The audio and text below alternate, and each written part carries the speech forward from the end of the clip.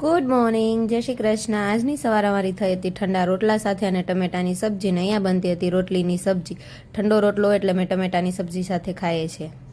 જો અહીંયા ટમેટાની સબ્જી બનાવે છે, રોટલીનું શાક બની ગયું છે। વનિતાબેન સવારની રસોઈ કમ્પ્લીટ કરે છે। નાસ્તો હોય પણ અમારે રસોઈ છે। ત્રિષા અને પ્રથમ બંને કેરી માટે લડે છે। નાની કેરી છે, બંનેને એ જોઈએ છે। ત્રિષાને એ જોઈએ ને પ્રથમને એ જોઈએ। પછી જો બા આજે નહોતા ઘરે એટલે રસ કાઢવાનો વારો આપણો આવી ગયો। તો આપણે મસ્ત મજાના બેસીને કેરીનો રસ કાઢતા હતા। એવી રીતે ના ફાવ્યું પછી અમે ત્રણ જણા મળીને મસ્ત રસ કાઢતા હતા કેરીનો। તો ચાલો તમે બધા પણ રસ ખાવા।